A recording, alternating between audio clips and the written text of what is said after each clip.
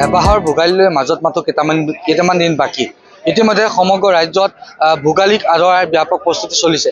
তাৰ সমান্তৰালকৈ নগাঁও জিলাৰ পুৰণিগুদামতো অসম জাতীয়তাবাদী যুৱ ছাত্ৰ পৰিষদৰ যি পুৰণিগুদাম আঞ্চলিক সমিতি আছে, আঞ্চলিক সমিতিয়ে ভোগালী মেলাৰ আয়োজন কৰিছে। মই পোনপ্ৰথমে ইয়াৰ পৰিৱেশ দেখুৱাবৰ বাবে অনুৰোধ জনাইছোঁ সহযোগী সাংবাদিকগৰাকী। এয়া হৈছে পুৰণিগুদামৰ অসম জাতীয়তাবাদী যুৱ ছাত্ৰ পৰিষদৰ পুৰণিগুদাম আঞ্চলিক সমিতিৰ উদ্যোগত আৰু অসম ৰাজ্যিক গ্ৰামীণ জীৱিকা অভিযান ব্ৰহ্মপুৰ উন্নয়ন খণ্ডৰ সহযোগত অসমী ভোগালী মেলাৰ এইদৰে আয়োজন কৰা দেখিবলৈ পোৱা গৈছে।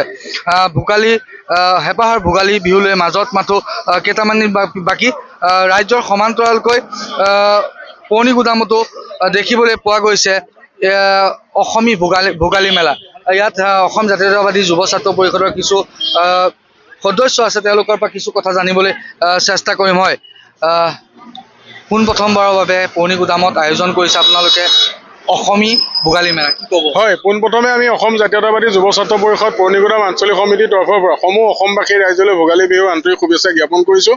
আৰু আমি অসম জাতীয়তাবাদী যুৱ ছাত্ৰ পৰিষদ পুৰণিগুদাম আঞ্চলিক সমিতিয়ে আজিৰ পৰা অসম ৰাজ্যিক গ্ৰামীণ জীৱিকা অভিযান ব্ৰহ্মপুৰ উন্নয়ন খণ্ডৰ সহযোগত আৰু পুৰণিগুদাম আঞ্চলিক সমিতিৰ উদ্যোগত ইয়াত পোনপ্ৰথমবাৰৰ বাবে 5খন বিপণীয়ে আমি ইয়াত পিঠা পনা জলপান আৰু দৈ চিৰা আদি আমি এখন বিপণী আৰম্ভ কৰিছোঁ আজিৰ পৰা 14 তাৰিখলৈকে। অনাগত দিনত আমি আৰু ইয়াতকৈ ডাঙৰকৈ পাতি যোৱাৰ এটা আমি সংকল্প আমি বৰ্তমান আজিৰ দিনটোত লৈছোঁ। আৰু আমাৰ সদৌ অসম ছাত্ৰ সন্থা আৰু অসম জাতীয়তাবাদী যুৱ ছাত্ৰ পৰিষদৰ ঔৰসত জন্ম হোৱা অসম জাতীয় পৰিষদৰ কাৰ্যকৰী সভাপতি আজি আপোনাৰ ৰাজেন গোহাঁই ডাঙৰীয়া আহি আমাক আজি আপোনাৰ উদ্বোধন কৰিছে আমাৰ যিখন বিপণী।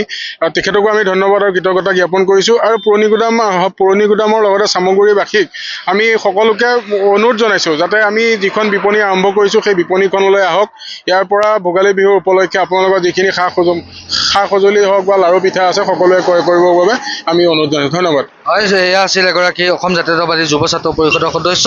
আৰু এগৰাকী আছে, তেখেতৰ পৰা কিছু কথা জানিবলৈ চেষ্টা কৰিম। মই পোনপ্ৰথমবাৰৰ বাবে এইদৰে অসম জাতীয়তাবাদী যুৱ ছাত্ৰ পৰিষদৰ পুৰণিগুদাম আঞ্চলিক সমিতিৰ উদ্যোগত অসমী ভোগালী মেলাৰ আয়োজন কৰিছে পুৰণিগুদামৰ মাজমজিয়াত, কি ক'ব? আচলতে প্ৰথম কথাটোৱে হ'ল যে পথাৰ আৰু বজাৰ অসমীয়া মানুহৰ আচলতে কৰ্মহীন নহয়, অসমীয়া মানুহে কাম কৰিয়ে খায়। কিন্তু বজাৰখনৰ কাৰণেও দৰকাৰ বা কৰ্ম, সেইখিনি কথা চিন্তা কৰি অসম জাতীয়তাবাদী যুৱ ছাত্ৰ পৰিষদে আমাৰ যি জাতীয় মহিলা পৰিষদ আছে ভগ্নী সংগঠন, সেই ভগ্নী সংগঠনে ৰহাটো এখন বিপণী মুকলি কৰিছে। আৰু ঠিক সমান্তৰালভাৱে আজি পুৰণিগুদাম আঞ্চলিকেও ইয়াত এই ভোগালী মেলাখন জৰিয়তে যিসকল শিপিনীয়ে হওক বা যিসকল আমাৰ মহিলাই তেওঁলোকে নিজৰ ঘৰতে যি উৎপাদিত যি সামগ্ৰী, সেই সামগ্ৰী বেচিবৰ বাবে এই ভোগালী মেলাখনত ইয়াতে আজি আমাৰ ব্যৱস্থা কৰি দিয়া হৈছে। হয়, নিশ্চয়কৈ এয়া আছিল এগৰাকী অসম জাতীয়তাবাদী যুৱ ছাত্ৰ পৰিষদৰ সদস্য। আৰু এইদৰে আচলতে পুৰণিগুদামৰ মাজমজিয়াত এইদৰে ঘৰত বনোৱা কিছু সামগ্ৰী লগত পিঠা পনাৰ পৰা আদি কৰি সকলোবিলাক সামগ্ৰী ইয়াত উপলব্ধ হৈ পৰিছে, দেখিবলৈ পোৱা গৈছে। এইদৰে ক্ৰয় কৰিবলৈ আহিছে, কি ক'ব? এইদৰে পুৰণিগুদামৰ মাজমজিয়াত পোনপ্ৰথমবাৰৰ বাবে ভোগালী মেলা আয়োজন কৰিছে। ভালেই লাগিছে, ঘপকে দেখিলোঁ ইয়াতে বিহুটো আৰম্ভ হোৱাই নাই, বাৰুতো এসপ্তাহ বা 10-12 দিন আছে। ইয়াতে দেখিবলৈ ভাল লাগিলে, সোমাইছোঁ, কিবা কিবি বস্তু ল'ম।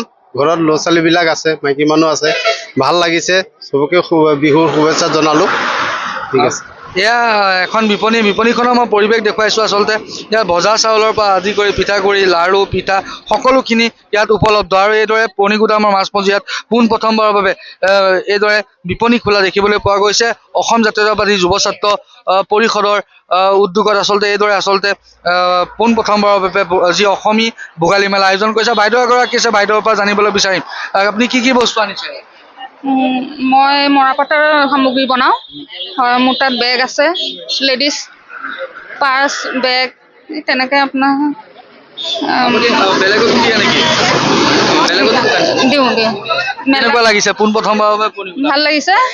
হয়, ইয়াত আহি সঁচাই ভাল লাগিছে। প্ৰথমবাৰ এনেকৈ আমাকো আমিতো এনেই ঘৰতে থাকোঁ, ধৰক যিখিনি প্ৰডাক্ট বনাওঁ ঘৰৰ পৰা বিক্ৰী কৰোঁ, কিন্তু আমাক এনেকুৱা মঞ্চ এখন দিয়াৰ বাবে আৰু ধন্যবাদ জনাইছোঁ। হয়, ভাল লাগিছে। হয়, নিশ্চয়কৈ এয়া আছিল পুৰণিগুদামৰ পৰিৱেশ। ইতিমধ্যে হেঁপাহৰ ভোগালীলৈ মাজত মাথো কেইটামান দিন বাকী আৰু সমগ্ৰ অসমতে এতিয়া ভোগালী বিহুক আদৰাৰ ব্যাপক প্ৰস্তুতি চলিছে। তাৰ সমান্তৰালকৈ পৌনিগুদামতো তাৰ প্ৰস্তুতি চলা দেখিবলৈ পোৱা গৈছে। মই বৰ্তমান পৌনিগুদামৰ যি পৰিৱেশ সেই পৰিৱেশ দেখুৱালোঁ ND24 দৰ্শকসকলক।